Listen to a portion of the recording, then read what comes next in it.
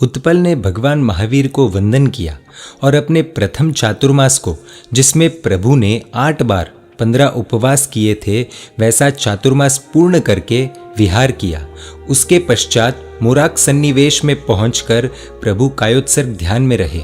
इस स्थान पर जो उनका मासी का लड़का सिद्धार्थ व्यंतर था, वह प्रभु की महिमा बढ़ाने लगा और उस गांव में रहे हुए अच्छंदक नाम के द्वेषी ऐसे व्यक्ति के दुष्ट कृत्यों को प्रकट करने लगा। अच्छंदक की विनती पर उसकी अप्रीति का विचार करके भगवान ने उस स्थान से विहार किया। भगवान का एक नियम था, जहाँ अप्रीति हो वहाँ रुकना नहीं, और उसी नियम के हिसाब से वे श्वेतांबी नगरी की दिशा में प्रयाण करने लगे। इस मार्ग पर कनकखल नाम के तापस के आश्रम में दृष्टि विष सर्प चंड कौशिक था, अर्थात जिसके दृष्टि से विष निकलता था। यानी जिस सर्प के पास ऐसी शक्ति हो, वह अगर सूर्य को देखे और उसकी आंख मिल जाए तो उसमें से आग निकलती थी। यानी अगर आप उसके सामने जाओ और वह सूर्य को देखकर आपको देख ले तो आप जल जाओगे। उसे प्रतिबोध करने हेतु लोगों द्वारा मना करने पर भी प्रभु उसी मार्ग पर चल पड़े।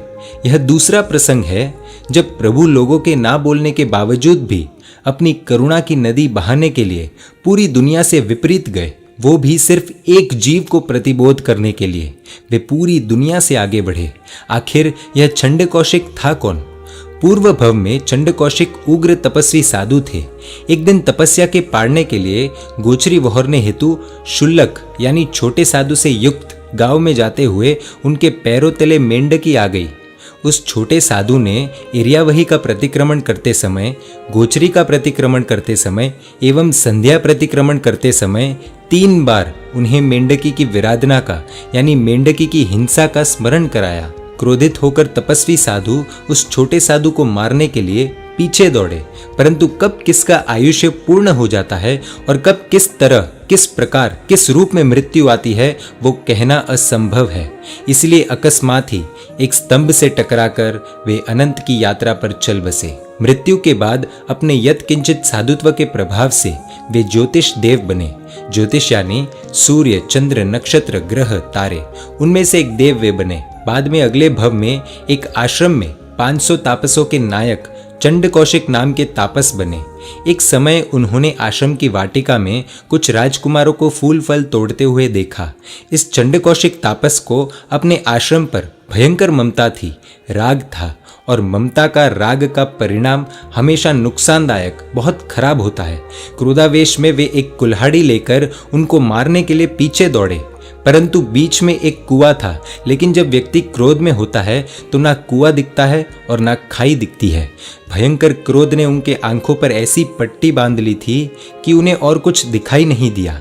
इसलिए वे उसमें गिर गए और वह कुल्हाड़ी उनके ऊपर गिरने से मृत्यु हो गई। और उसी आश्रम में ममता के हिसाब से चंड कौशिक सांप के रूप में जन्म लिया। मृत्यु के समय जैसा भाव होता है वैसी ही गति हमें मिलती है। इनको ममता और क्रोध दोनों थे, इसलिए ममता के हिसाब से वही आश्रम मिला और क्रोध के हिसाब से चंड कौशिक दृष्टिविष सर्प का अवतार मिला। प्रभु महावीर उस स्थान पर ध्यान में खड़े हुए।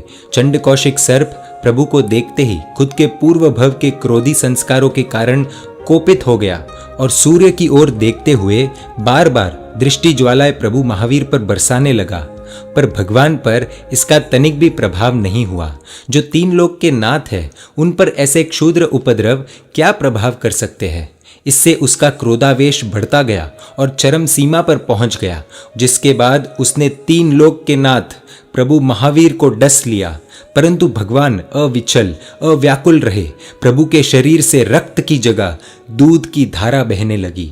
दूध की धारा निकलते देखकर सर्प को आश्चर्य हुआ और वह थोड़ा शांत हुआ। तब प्रभु ने अपनी वात्सल्य सभर अमृतमय वाणी द्वारा उसे सिर्फ इतना कहा, बुझ बुझ चंड कोशिया, अर्थात हे चंड कौशिक, बोध को प्राप्त कर, बोध को प्राप्त कर। यह सुनकर प्रभु के करुणा आर्द्र नेत्रों से बहते अमीरस से भावित उस सर्प ने जाति स्मरण ज्ञान से अपने पूर्व भव को जान लिया, अपना पूर्व भव देख लिया। साधु अवस्था में क्रोध का जो बीज उसने बोया था, उसके भीषण परिणाम स्वरूप एक और क्रोध के गुणाकार तो दूसरी तरफ दुर्गति की परंपरा से अब सावधान होकर उसने विचार किया। अहो दुर्गति के अगाध यानी कुएं से प्रभु ने मुझे बाहर निकाला। उसने प्रभु को 3 प्रदक्षिणा देकर मन से प्रभु के समक्ष अनशन का संकल्प किया। एक जानवर ने, दृष्टिविश सर्प ने अपने पश्चाताप के लिए अनशन का स्वीकार किया, हमारी भाषा में संथारा ले लिया। लेकिन अनशन के बाद भी अगर उसकी दृष्टि किसी पर पड़े तो नुकसान हो सकता है। इस तरह के अति पवित्र विचार से उसने अविश्वसनीय निर्णय किया। उसने अपने बिल में अपना मुख अंदर डाल दिया, अपना मुख छिपाकर शांति से लेटा रहा। चंड कौशिक के भय से लोग अब तक जिस राह पर पैर रखने से भी कतराते थे, अब निर्भय होकर उस पर चलने लगे। आते जाते हुए गोपालकों ने कृतज्ञता पूर्वक उस सांप पर घी, दूध आदि से अभिषेक कर उसकी पूजा करने लगे। घी, दूध आदि की सुगंध की वजह से, मिठास की वजह से आकृष्ट होकर सैकड़ों चींटियां उस नाग के शरीर के ऊपर चढ़कर उसे डसने लगी। पर एक समय का दृष्टिविश क्रोधी सांप इस समय एकदम शांत, सहनशील हो गया। चंड कौशिक ने समतापूर्वक वह मरणांत कष्ट सहन किया। प्रभु की अमी दृष्टि से पावन चंड कौशिक नाग शुभ भावों से भावित होकर मृत्यु के पश्चात एक तिर्यंच को, एक जानवर को जो सबसे बड़ी गति मिल सकती है, ऐसे 8वें देवलोक की गति उसे प्राप्त हुई। और जानने जैसी चीज ये है कि उस नाग को थोड़ी भी असमाधि ना हो, इसीलिए प्रभु महावीर 15 दिन तक उसी बिल के समीप में, उसके करीब ध्यान में रहे। कैसी भगवान की कृतज्ञता, कैसे भगवान के पवित्र भाव, कैसी करुणा। एक तीर्थंकर एक जानवर के लिए 15 दिन तक एक स्थान पर रहे, उसकी समाधि के लिए। अपकार करने वाले जीव पर भी उपकार की बारिश कर दी। ऐसे अद्भुत तीर्थंकर भगवान महावीर स्वामी हमें प्राप्त हुए हैं। उसके आगे क्या हुआ वो हम देखेंगे अगले भाग में। देखने के लिए आपको Jain media YouTube channel subscribe कर नोटिफिकेशंस के लिए बेल आइकन प्रेस करना होगा। जय जिन शासन, जय महावीर।